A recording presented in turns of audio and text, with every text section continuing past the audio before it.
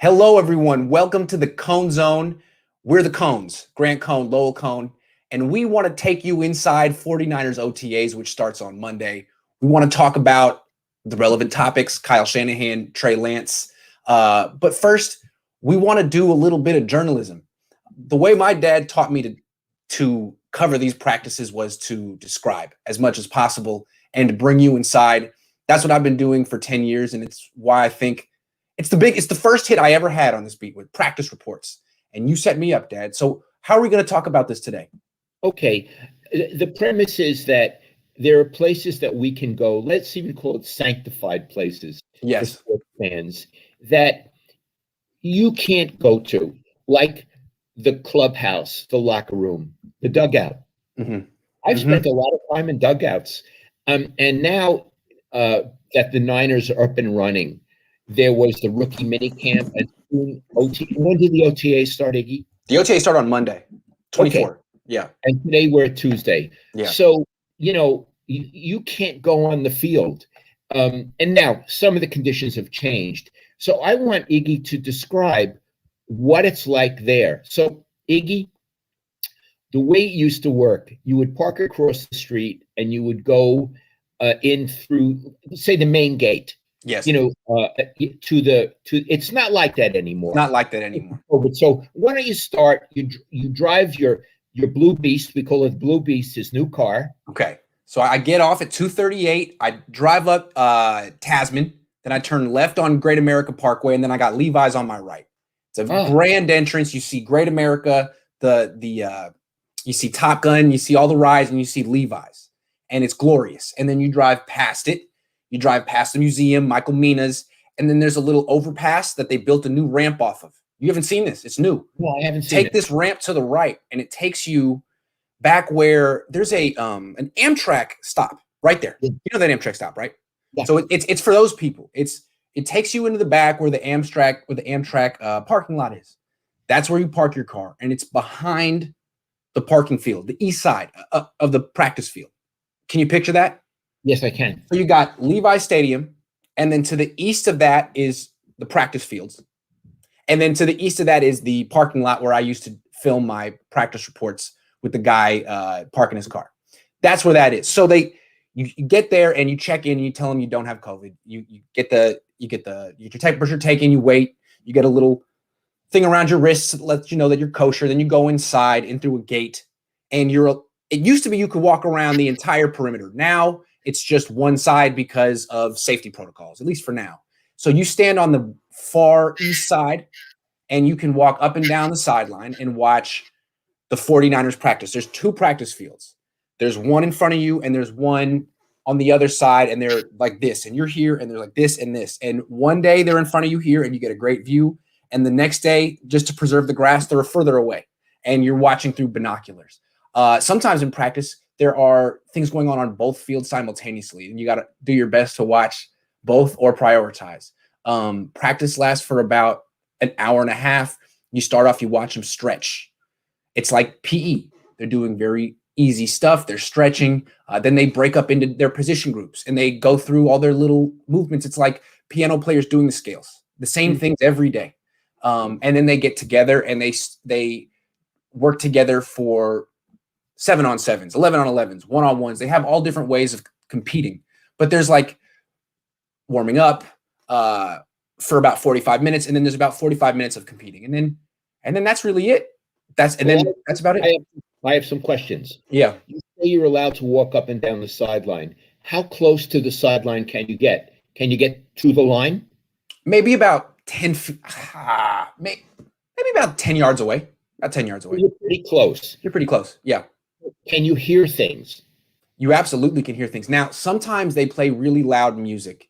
And I think part of the reason is they say it's to simulate crowd noise, but probably so we don't hear what the coaches are saying. So you don't always get to hear it, but sometimes some of the coaches yell really loud. You can hear it. Yes. Do you ever get to talk to the coaches or players either during or after the practice? In person. I know Zoom you do, but in person. That's up to the player or the coach. Kyle Shanahan doesn't come over to the writers during practice. Robert Saleh did. He would come over to us one by one, give us a handshake. How you doing? Say, I mean, he's very, very good at what he does. Saleh would do it all the time. John Lynch will do it. Kyle doesn't. Depends on the person. It's Kyle's business if he doesn't want to do that. He could learn to be a little more socially sophisticated. Yeah. And it would only help him. Yeah.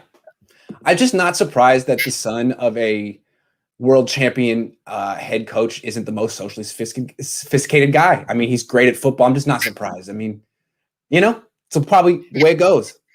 Now, Iggy, one other thing. When you used to have full access, they would walk off the field. You'd be on the other side, the west side, and they'd walk past you. And then you could, in a sense, intercept people and say, may we make a date or may I ask you a few questions now? That doesn't happen anymore. That doesn't happen. That's how I got John Lynch 2 years ago. You go over to the west side as they're leaving. That way they have to walk past you toward the facility and you could say, hey, John, Grant Cohn, do you have a minute? Can I interview you? Of course, Grant, absolutely. We can't do that anymore. We're relegated to the east side and they walk away. And they just, the space between the journalists and the team has grown literally and metaphorically the last year. I'm with you. Yeah. I'm with you. Now, one more question. How many reporters would you say are in your group watching the mini camp or the OTAs? How many are there? Maybe 10 to 12 with photographers as well and some team people. Yeah. And are they mostly newspaper people? Well, The Athletic isn't the newspaper. NBC isn't newspaper. So no, you're not a newspaper. Really, the only newspaper is the Chronicle and the Merc. It's mostly not newspaper. It's ESPN, The Athletic, SI. Yeah. It used to be mostly newspaper guys. Exactly. And Iggy, when you're there, do you hang around with the other people? There are some women, of course, I was going to say guys, with the other reporters, et cetera, what they are, or do you roam on your own? And what are you doing? What is your purpose when you're there? Well, I certainly could talk to the other writers, and I really like the other writers. I talk to Josh Dubow all the time. From Associated Press. From Associated Press. But I do my best not to talk during practice because I look at practice as like it's just like gorging out on raw data, raw material. And you're trying to get as much as possible because, again, you're trying to see it through a fan's eyes. If they were there, they wouldn't be talking. Their eyes would be wide open and they'd be silent. They'd be like, oh, my God, this is a real practice. I'm trying to commit as much to memory as possible because it's my only shot to watch this and remember it. That's why I try to do it. Get as much down in my notebook as possible and then form themes afterward. If I had a 10-minute conversation, I missed something. So sometimes if a PR member comes over to me and starts to talk and I'm short, it's not personal. I'm just trying to watch practice. I understand. And the reason a PR person would come over is it's good public relations to get along with the writers. Right. They're just doing their job. Hey, Grant, how you doing? Not right now. Sorry, not right now. Yeah. Iggy, do they hang around on your side of the field, the PR people? Absolutely. And they're there to be like one of the guys and make it a more enjoyable experience. And a lot of those guys like hanging out and talking to each other. I just I felt like the way I differentiated myself 10 years ago was by having the best practice reports. I tried my best to have the most description, the most detailed, all of it. And people appreciated that. So I want to keep it up. Yes, I understand what you're saying. So you want to bring people there, both into the atmosphere, into the actual place, but also to the extent that you're allowed to report things, because you don't want to blow things for the 49ers. Of course. I'm not trying to be a subversive. No, you don't want to do that at all. It's not fair. But yeah, let me finish. But what you want to do is give them a sense of practice. Absolutely. And it went from me giving a practice report, like 1,000-word practice report, to now a practice report and a post-game show where I answer questions. And these questions are going to be very detailed. What about this guy? What about that guy? And I do my best to look at all of them. It's just hard. There's a lot of times there's 90 guys out there in training camp. So there's a lot at stake, and I do my best to be able to answer the question. For what it's worth, I have been down there at those before I retired, and I used to see you would fill up a notebook. Yeah. And you'd be really writing. And I wouldn't even know what I was looking at half the time. And I would think, boy, my son is really working hard. And from my point of view, watching you seem to be alone a lot. And what's more, I admired it, Iggy. It's not that I want you to be antisocial, because some of these people, I mean, Matty Mayoko and I, that we are dear friends. Yeah, the Niner beat crew can be very social. I just don't feel like that's the 90 minutes to do it. I understand. Yeah. I understand. Yeah. I mean, like Maddie and I are dear friends. We used to work at the Press Democrat together. We're in the same wine group. When I got my book published, it was Maddie who connected me with the publisher. He's like a member of the family. But it's very tight knit. This beat group. When they go out on the road, they always get dinner together. I mean, it's very, very close. I just and in the media room, every day when we used to be allowed in the media room, it would be a lot of fun. I mean, Eric Branch is hilarious. Maddie's very funny. We have a good time. But I really, honestly, I'm competing with them on the practice field. I want my practice report to be the best, and I want to see more than them. So I'm taking it seriously. When you say you're competing with them, do you want to kick their ass? I want to kick their ass. And the way I look at it is like, I work with them, but they're not my coworkers.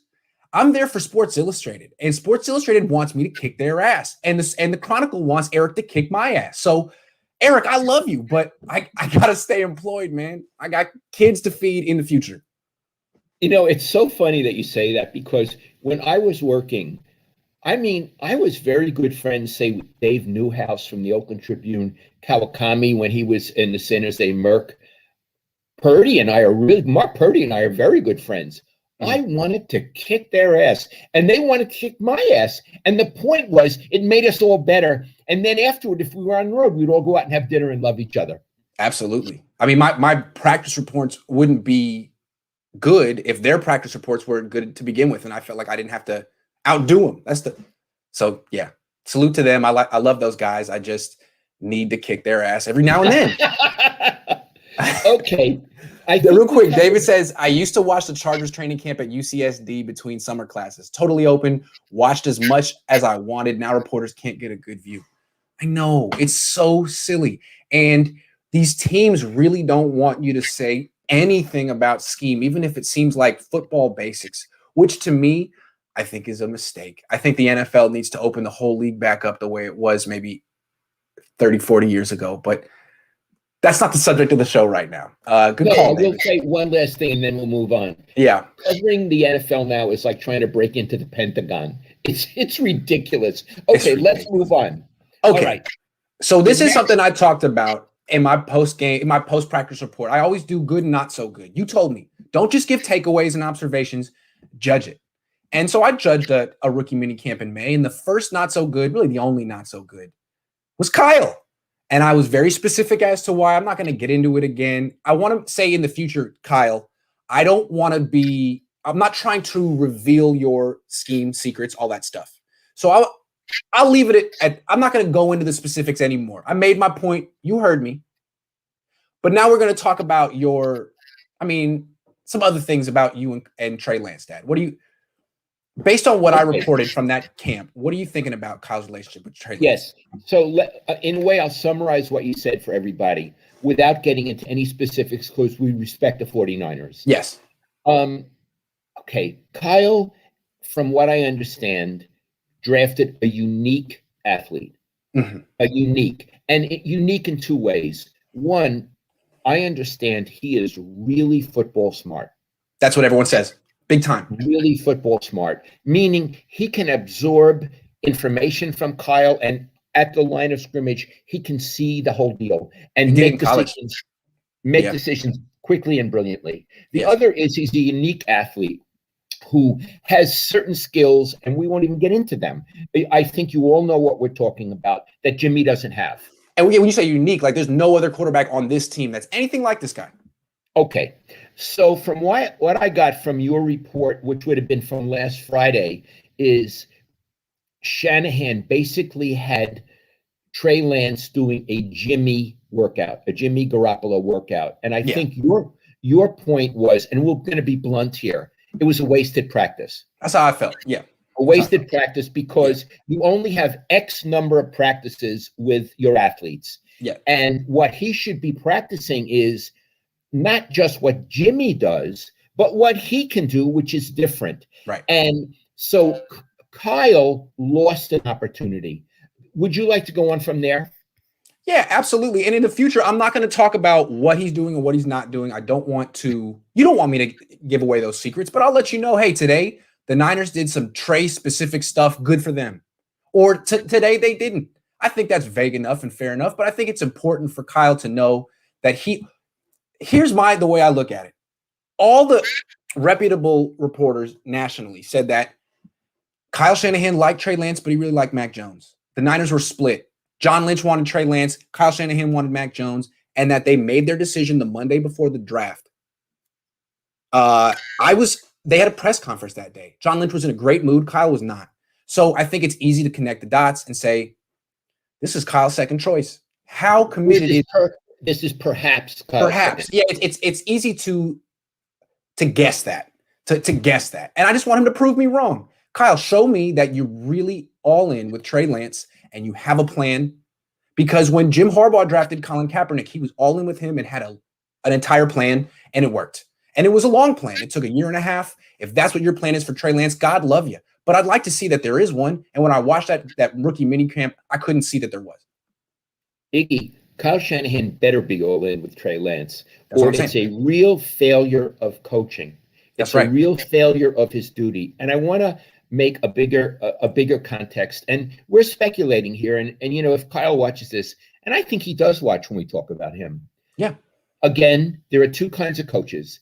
There are system coaches who I don't particularly respect in certain ways, and there are more creative coaches.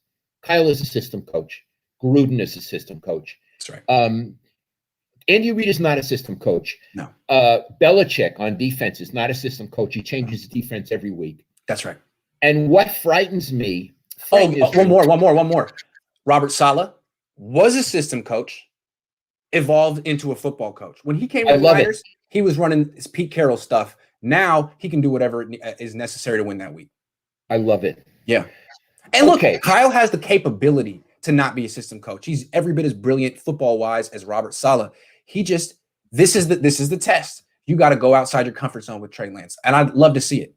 So here's what I want to say. If he's a system coach with Trey Lance, he'll have him running the Jimmy offense. Yes. And say, I can take a guy, any kind of guy, and make him do what I do. And he better do what I do. He has to do what I do. This is the only way it works. He has to do what I do. As opposed to a football coach. We're calling him, I'll say a creative football coach, who would bring him in and say, let's you and I talk. Let's go to the board. Tell me your 5 favorite plays. Tell me what you feel really comfortable with. We may have different terminology, but we'll adapt my terminology. Tell me the 5 things you love to do, and I'll make sure we get the terminology and I put them in the game plan for you, because for 2 reasons.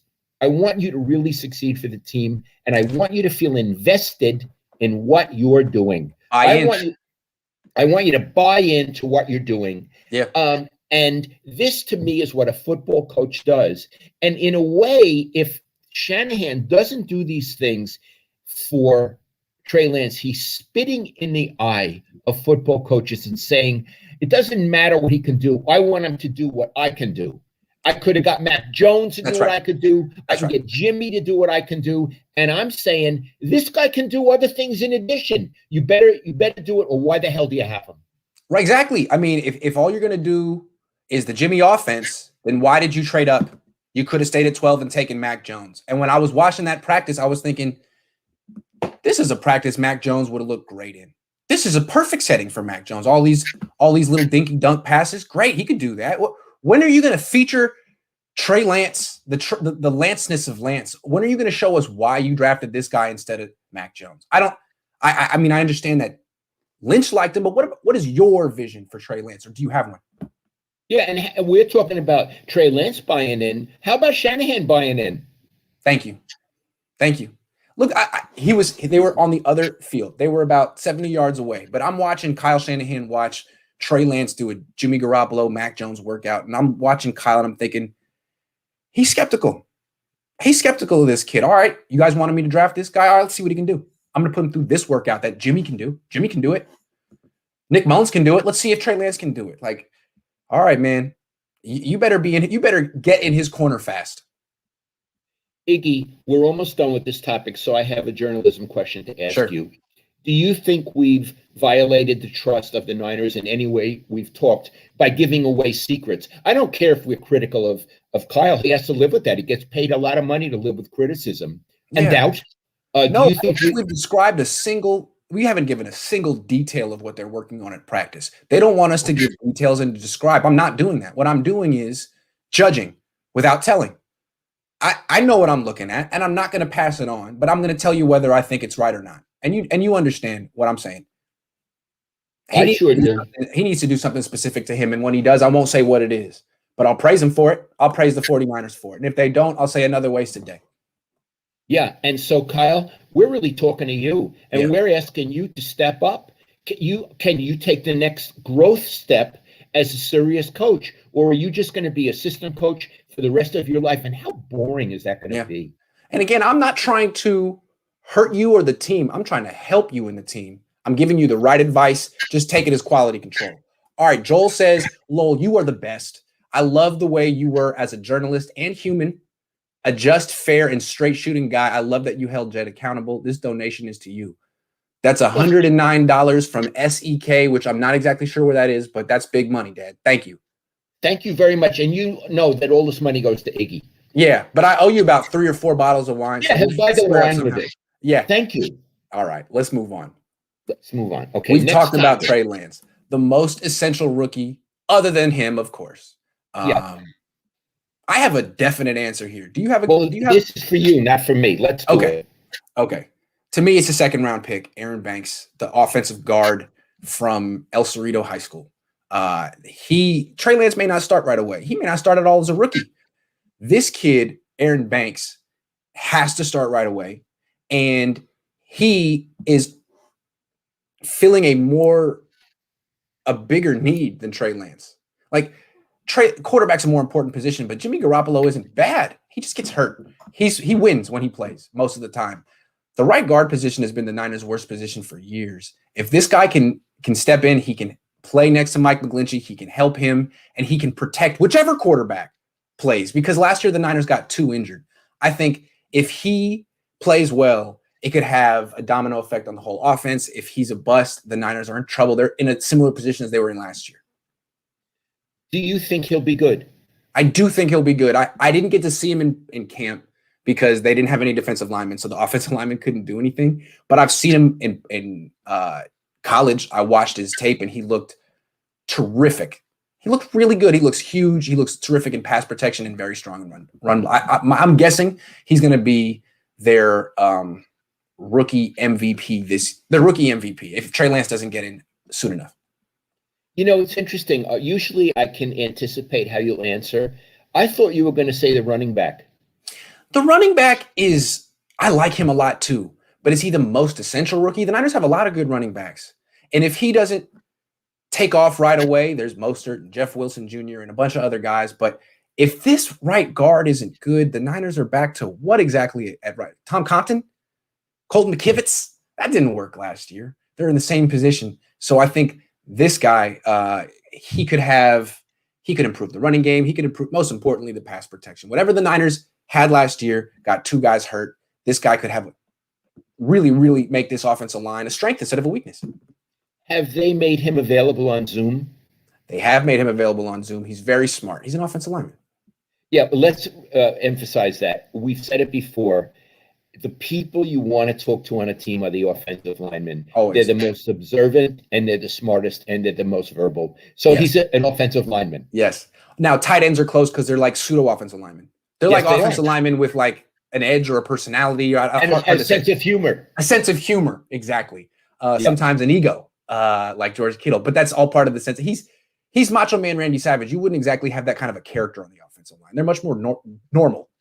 Right. They're normal people. They're normal people. I was going to say normal people like you and me, but probably the people don't consider you and me normal. My underrated interviews are the defensive linemen, because in a lot of ways they're the opposite of the offensive linemen. The offensive linemen hold up order and peace. They're like bouncers at a club. Defensive linemen are just chaos producers, and they say some funny stuff. I mean, Ahmad Brooks was an outside linebacker, but he was a pass rusher, and he didn't care. I think they just don't care sometimes. It's like, I'm 275 pounds and I'm paid to make things happen. So I'm going to say what happened, what really happened. Iggy, you and I on the road would always go to Ahmad Brooks. He was a scream. He's my favorite. Sometimes he would say, I'm not talking to the media today. And I'd say, come on. He'd go, all right. All right. That used to happen. Absolutely. But here's the thing. No one, he was always by himself. I think people were afraid of him. He has a well-known pass. If you don't know about it, Wikipedia it. He hit his teammate over the head. That was amazing. I mean, Lamar Divins was like 340 pounds, and he got tapped out by Ahmad Brooks. So people were kind of like, "Hey, Ahmad, we go right up to him. I don't think he's gonna punch us, Dad." He wouldn't. He was always very soft-spoken and nice. I loved Ahmad Brooks. Shout out Ahmad. All right, enough of that. Let's talk about Jed York. Let's see if we can make a list of all the positive things Jed York has done the past year, because we've given this guy a lot of grief and criticism since he was 27 years old. And in the interest of fair and balanced journalism, let's give him some credit. I'd like to. May I start? Absolutely. He seems, now I say he seems because he could always revert. He seems to have grown as an owner in the sense maybe he stepped back a little bit and he's allowed Shanahan and John Lynch to run the show, especially the draft. And they had a great draft, Iggy. They really, maybe I liked it very much too. I think they had a terrific draft, and he allowed them to do it and supported them. And I think that's the most important thing an owner can do. And I give him props for that. Yeah. And he has been able to at least create a cohesive working environment between him, Parag, John Lynch, and Kyle Shanahan, which may be forced, but compared to what it was with Trent Baalke and Jim Harbaugh, I mean, Jed York is having dinner parties with these guys and tweeting during it and sending out pictures. And it's a little over the top, but imagine the idea of a dinner party with Jim Harbaugh, Trent Baalke, and Jed York. It wouldn't have happened. So at least Jed York understands the value of that. And I almost feel like he's gone a little bit 180, and maybe he should be a little less buddy until these guys wins. But I think it's a nice growth. I see what he's trying to do there. Right. He's trying to be a gentleman, to be warm the way Eddie was a warm guy. Yeah. Is a warm guy. Was. I don't want to make Eddie dead. Is a warm guy. And he's trying to bring out the DeBartolo part of him. Absolutely. He is trying to bring out, because he would do stuff like that. Or he would take the players and people out to Vegas and stuff. Eddie is a warm guy. Eddie is a person who will hug you. Eddie is a person who will try to give you things. Eddie is a person who wants you to like him and wants to like you. And, let me just finish, Iggy. Yeah. Because you and I are English majors, we look for patterns. So this is oversimplified, but it's nice. Let's say when we conceive of Jed's personality, it's half York and half DeBartolo. Like that. You know exactly where I'm going with this, because this is literary analysis. Yeah. I see the York as socially awkward. Yes. Stingy. Yes. Maybe a little behind the back. Okay. I see the DeBartolo as totally open. Yes. Even sometimes to his own detriment. Generous and loving. Yes. And passionate and angry. Yes. But all there. Yes. And I really like Eddie. Even I don't think Eddie likes me. I really like Eddie. And John York, I know we got along, but I can't say I have any warm feelings for him. In fact, I don't have any feelings for him, even though we've had dinner together, John York and I. So I think what he's trying to do, Jed, is to let his inner DeBartolo come out. Does any of that make sense to you, Iggy? I think it makes perfect sense. I just heard a really good DeBartolo story recently. This is from Jesse Sapolo. He went on a podcast with this guy, Tony Farmer, who writes for All 49ers and had me on his podcast. And Sapolo said in the 94 Super Bowl, Deion Sanders famously missed his curfew by 15 minutes and Jerry Rice yelled at him. But apparently the same night, Merton Hanks missed the curfew by hours. And Jesse Sapolo, it was a big deal. And Jesse Sapolo went up to him like, "What happened, Merton? You're a vet. How did this happen?" And Merton said, "It's okay. It's all right. I was drinking with Eddie. It's okay. I was with Eddie. All right. Okay, man." So wow. Eddie. I guess if you're the coach of the Niners, you have to worry, man, is Eddie going to take my guys out the night before the game? That is so funny. I was out with Eddie. You know, when Dwight Clark died, afterward they had a big thing in the city for Dwight, and Eddie gave a beautiful speech, and I guess Dwight had really manipulated Eddie to get a raise, and I guess he was getting, in those days, $500,000, which I guess was a raise, a big raise, a $500,000 raise. And Carmen said, why did you give it to him? And Eddie said, I like him. I like him. And Carmen said, wow, okay. Fair enough.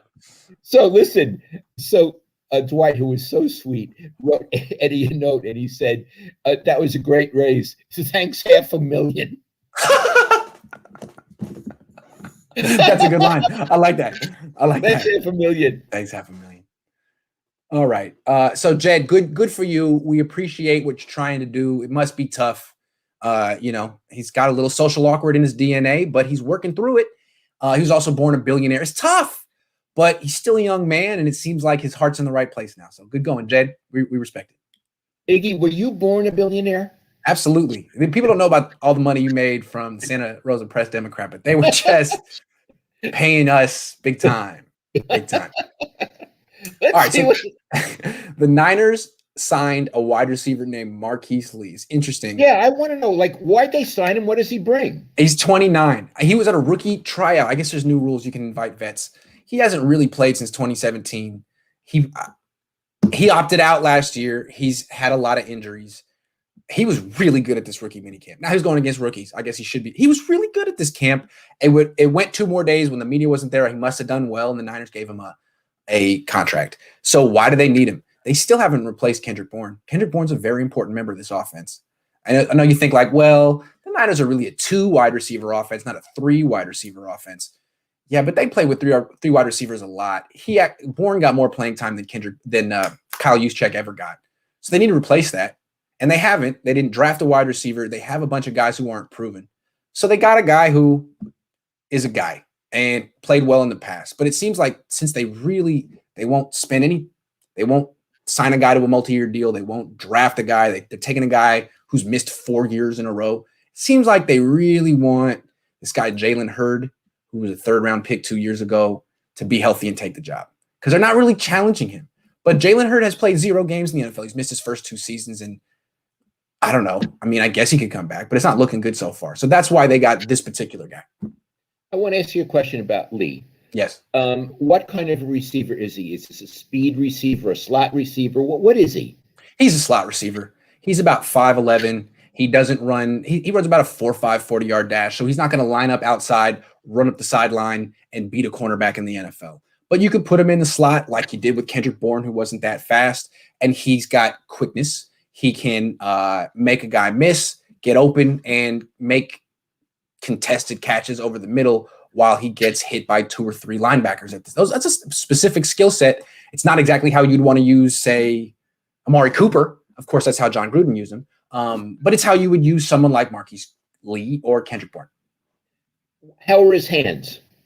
They're good. They're very good. He made the most impressive catches at rookie minicamp. There was one play where Trey Lance, he mostly checked down to running backs all day, but there was one play where he fired a pass 15 yards over the middle into a crowd, and it looked like it was going to get intercepted, but 5'11" Marquise Lee, full extension, took the ball away for whoever it was going and made the catch of the day. So that's what the Niners need. It's not really what Deebo Samuel does. He's more of like, get the ball in his hands and let him run after the catch. Even Brandon Ayuk, he's more like, get him the ball down the field. They need Kendrick Bourne, get him the ball 10 yards over the middle, almost like a tight end, like a smaller tight end, the guy you go to on 3rd and 7, the guy you go to on 2nd and goal from the 4, that guy. Well, so he could be very important. He also could return. He could be very important because I see like the Niners keep hoping and wishing for this young guy, Jalen Hurd. But if he doesn't come through like he always doesn't, then this guy's up. Iggy, where did he play in the NFL? Jacksonville, his whole career. So here's the thing. He was at USC. He was great at USC. He was a 2nd-round pick, high 2nd-round pick, went to Jacksonville, played with Blake Bortles and Gardner Minshew. How are you supposed to do good there? And then signed with the Patriots last year. They were interested. And then he opted out because of COVID, which you can't blame anyone for opting out. No one knew what was going on with that. So he could be good. Look, the Niners had success. I think the reason they're doing this, it's like Jason Verrett all over again. Jason Verrett went from 2015 to 2020 without really playing, and then came back after 5 years of rehabilitating and was great. So maybe the Niners think they can do it again.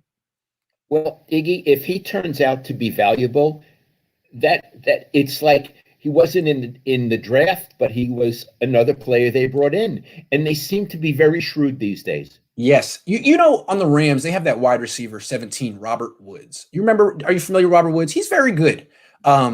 He was at USC at the same time as Marquise Lee, and I always felt Marquise Lee was better.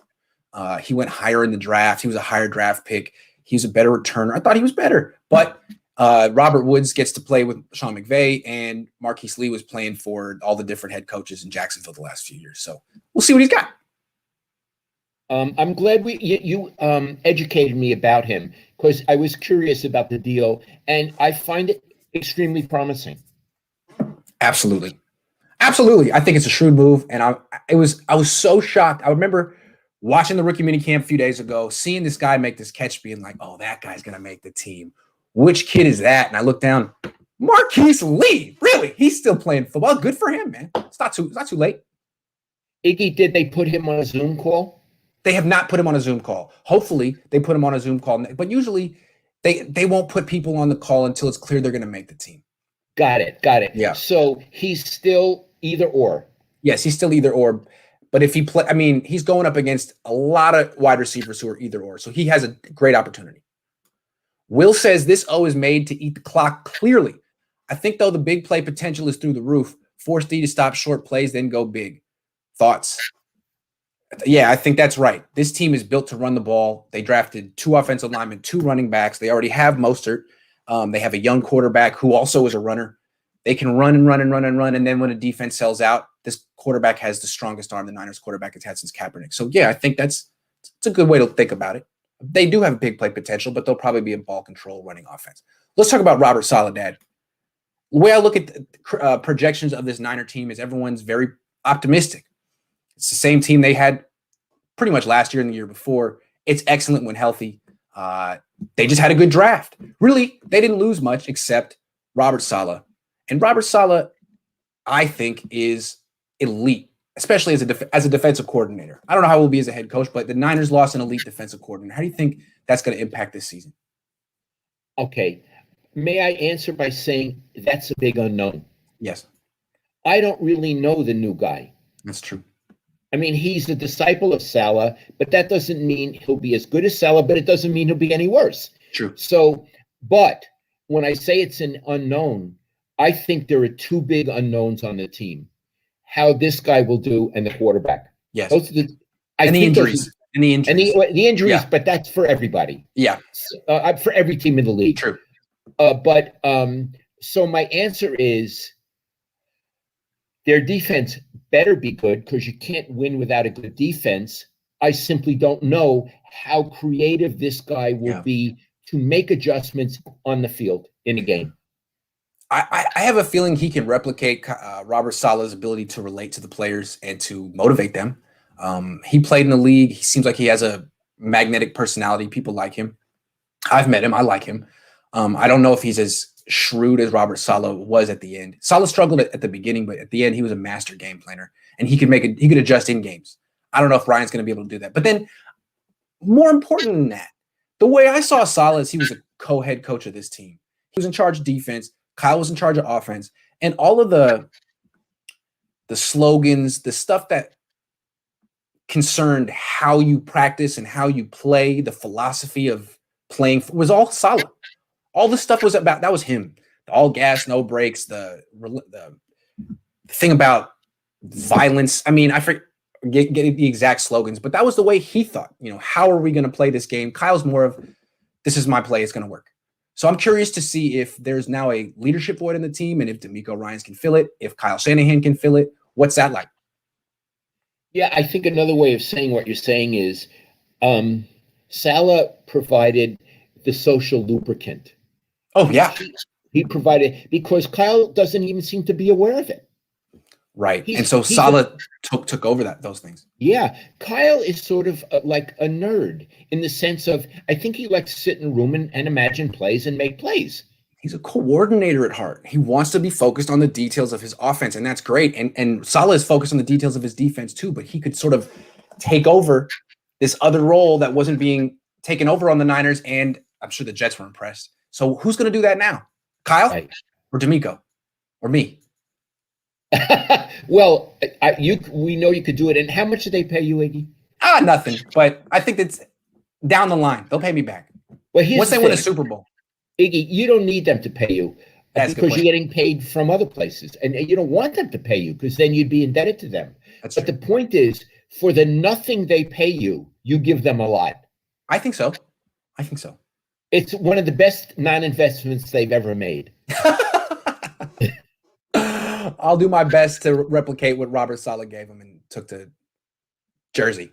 All right. So that was the last bit of not negativity, but concerns that you and I are going to express in the show. From here on out, we got nothing but positivity, baby, because that's how we are. Yes. That's how you used to be a New Yorker, but you've been on the West Coast for so long. It's just, you're just a positive guy. So I want to talk about all the people on the team who are going to have bounce back seasons next year. And I genuinely believe it. I'm going to make a case for each one, starting with Mike McGlinchey. Here's why I think Mike McGlinchey. I have 4 reasons. First of all, they have a new offensive line coach. It was this John Benton guy. He's gone with Saleh to New York. And now they have this guy, what's his name? I forget his name. He was the guy in Miami that got in trouble, but he's really good, and the Niners like him. And Chris Forrester, he's actually good. He was making $1 million a year in Miami before he got himself in trouble, which is, you can look that up. But anyway, not a lot of position coaches get $1 million a year. He's held in high regard. So new offensive line coach too, new right guard. If it's Aaron Banks, that's a good thing. And in Mike McGlinchey's defense, he's been playing next to Stiffs his whole time. And that doesn't make his job easier when you're playing next to Stiff. So new running mate to his left. And then new center, Alex Mack, which is important because that's now the leader of the offensive line. Staley left. Trent Williams isn't a leader. Someone needs to hold Mike McGlinchey accountable and hold his hand. Hey, Mike, we're going to watch film now. We're going to lift weights now. And that'll be Alex Mack. So that's 3 things. And then 4, I think the OTAs and minicamp are huge. There was a story about a couple of weeks ago. A player, I think a Denver Bronco, was working out on his own, injured himself big time, and the Broncos can void his contract. Sorry, dude, you were working out on your own away from the facility. It's fair to wonder how hard some of these players worked out on their own last year because there was risk that went along with it. And when you saw him and McGlinchey and other offensive linemen come in underweight, I wondered, what were you doing in the spring? Maybe he was being safe. This year, he'll be at OTAs, theoretically. He'll be at minicamp, theoretically. If he gets hurt, the team can't just cut him. So he should be the right size, the right weight, in shape. And that's 4 reasons why he should be better than last year. I have a 5th reason. Okay. I think he's going to very much want to please you. I think so, too. That may be number 1. What's going to happen is they're going to open up the locker room soon, and I'm going to be in there. I think what's going to happen is Mike's going to see me. He says, Grant, thank you so much. I really had a down season last year, and you motivated me. You could have went hard, and you could have ridiculed me, and you didn't. You really were in my corner. You pushed me, and now I'm a better player because of you. Let's have dinner. I think that's what's going to happen. I would assume so, yeah. I would assume so. Are you going to actually be allowed in the locker room? I think so soon. I mean, it depends, I guess, on how many of the players on the team get vaccinated. And, there's still a certain segment of the population that isn't doing that. So we'll see. Okay. All right. Yeah. You made a very good case for McGlinchey, and thank you. He's got 4 things going for him this year. I think the expectation for him should be a bounce back season.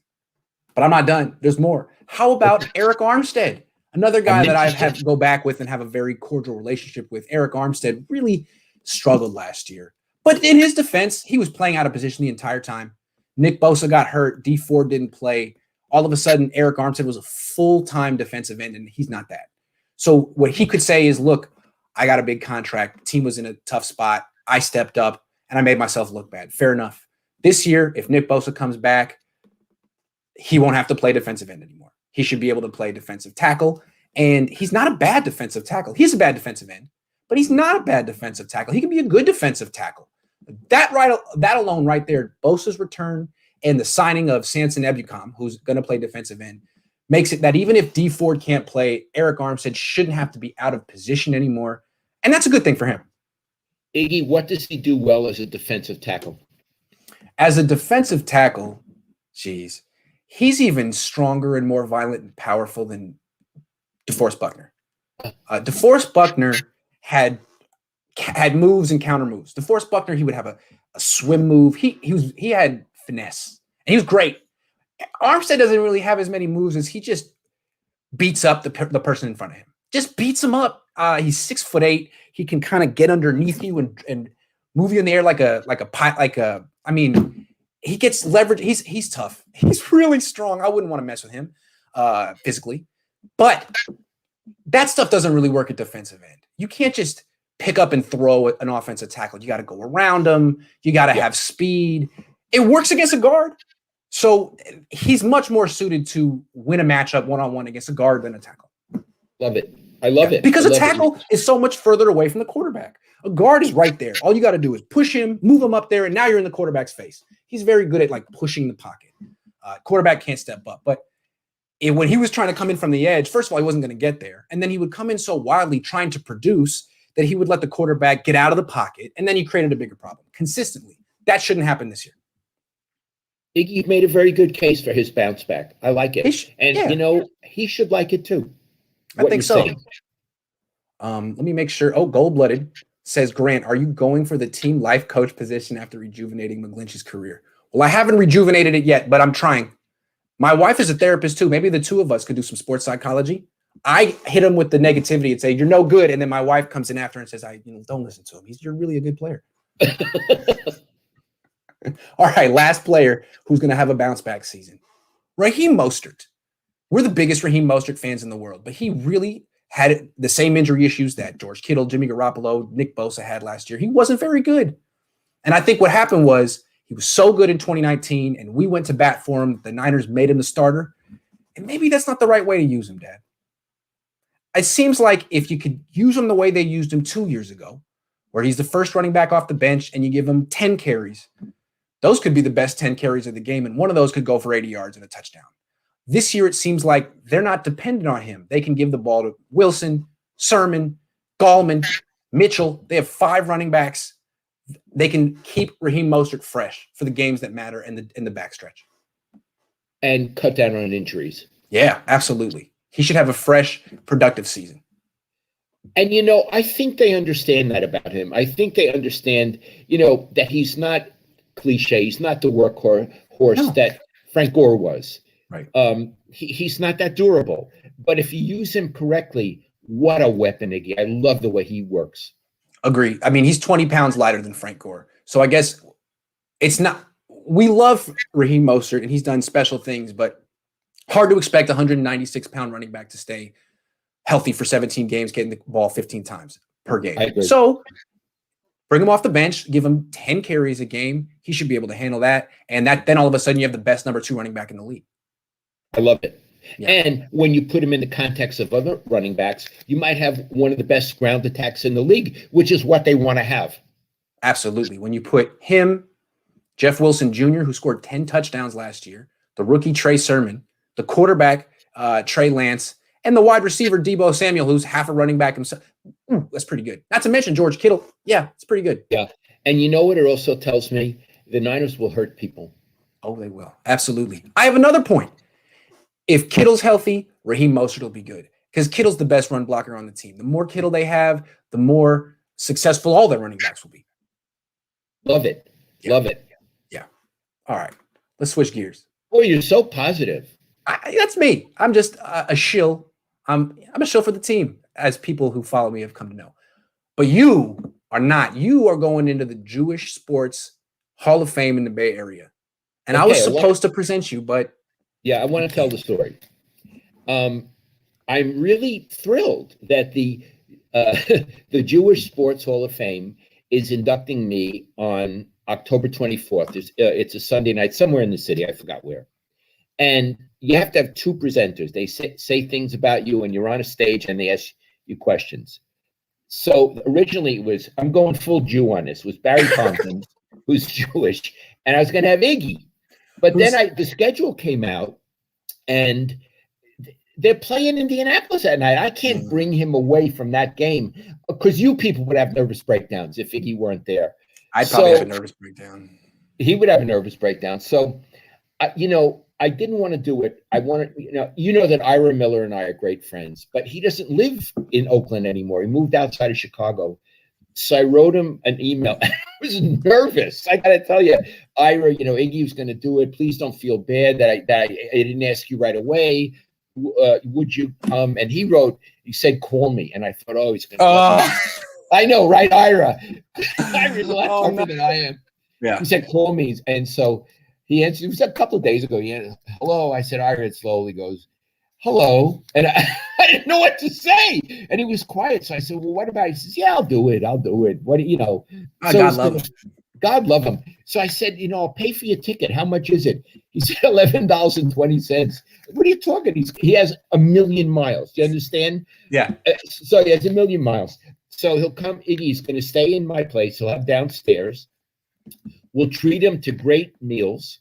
And we're going to try to see Carmen Policy. We're friends with Carmen.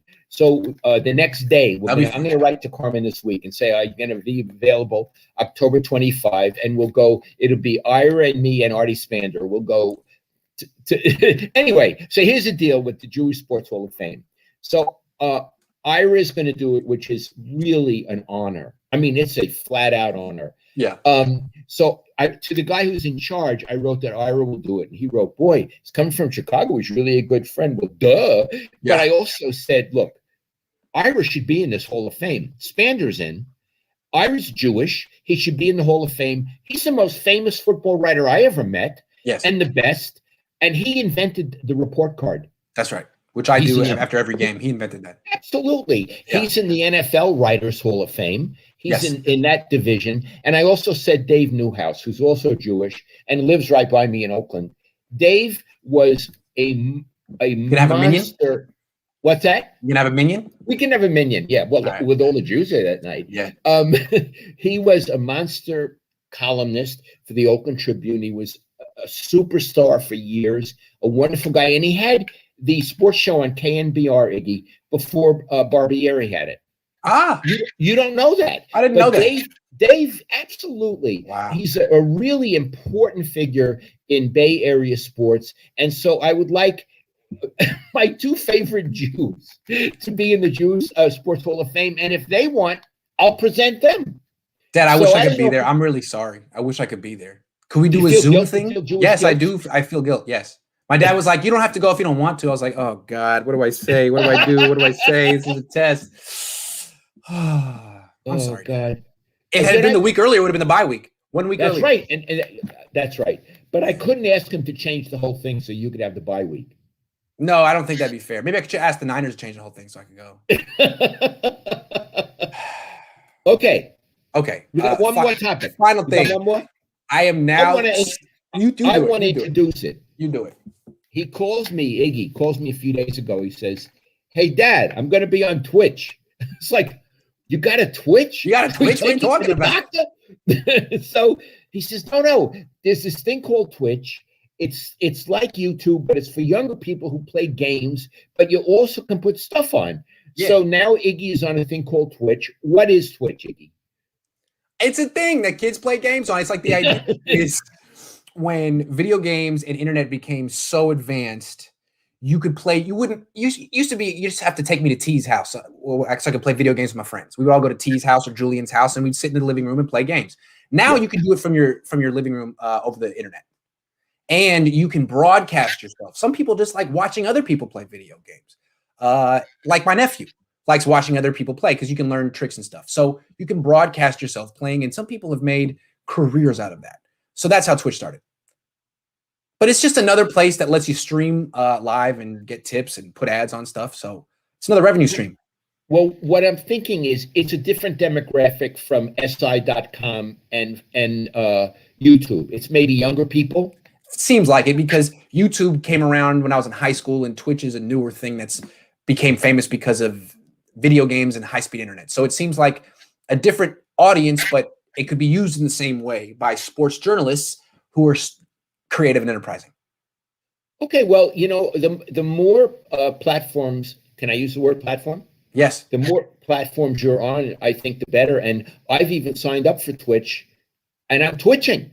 He's twitching. Look at it. He's got a twitch. Look. I got What I'm saying is, I love that you guys watch on YouTube. That's cool. Keep watching me on YouTube. I asked it yesterday. Please follow me on Twitch just for the sake of it, because I asked you to. I really appreciate it. Thank you. Waruna Pereira says, Grant, please don't miss this. It is more important than the game. I am telling, as a kid, lost my father as an 11-year-old. I'm really sorry to hear that, Waruna. Waruna calls in every weekend on the Cohn phone. He's a Cohn phone Hall of Famer, and he's one of the people that likes our relationship. Thank you, Waruna. I'm sorry that happened. Waruna. I'm sorry that happened to you. Yeah. So yeah, that's all we wanted to say. I'm on Twitch. Follow me, I guess. I don't know. Watch it on Twitch and watch it on YouTube and tell me what's different about the experience. Maybe Twitch is a little bit, I don't know. Anyway, that's all we got today. Yeah. That was a good show. Well, yeah, it was. I just really, we had a lot of topics. And if Mike Lynch was watching, and I think he was, you got to give us credit, Mike. We're in your corner. Eric too. Okay. Yes, Eric too. Iggy, I'll tell you what, we'll sign off and I'll call you. And as always, I love you. Love you too. Thanks so much, everyone, for watching. Talk to you second, Dad.